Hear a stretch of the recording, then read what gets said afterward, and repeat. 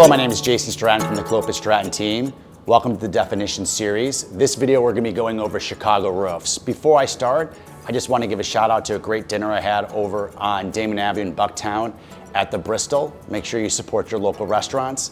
And I also want to remind everyone to subscribe to us on our YouTube channel and on our Instagram and get registered for our giveaway, which is every month, and then the $1,000 giveaway at the end of the year.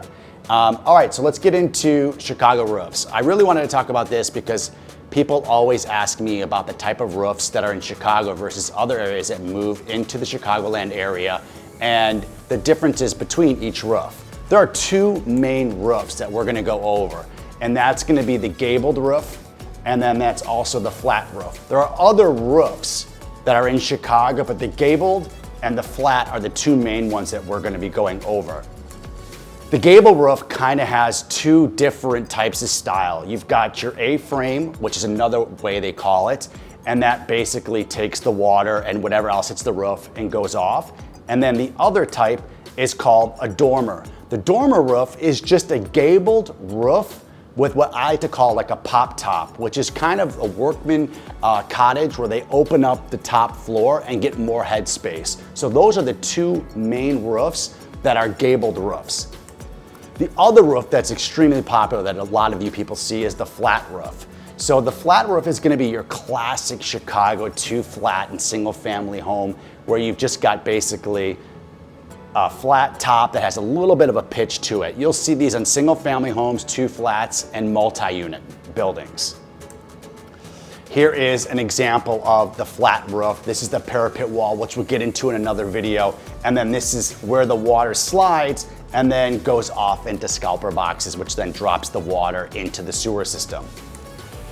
There are two types of shingles on a gabled roof, okay? The first one is called an architectural shingle. This is what you want. This is what only people build with now. These are shingles that are overlapped, and they give you between 30 and 50 years worth of usage before you've got to replace it. This is extremely popular now, and you really won't see anything that's new or a roof that's been redone that doesn't have an architectural shingle.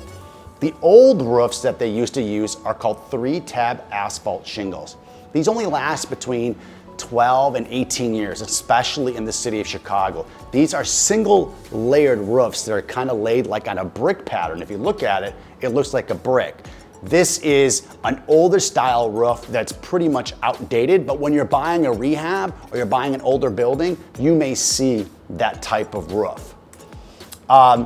Another type of way to do a flat roof is gonna be your gravel roof. So we don't see these a lot on flat roofs. This is gonna be poured tar on top of the roof and then rocks on top to kind of protect the roofing.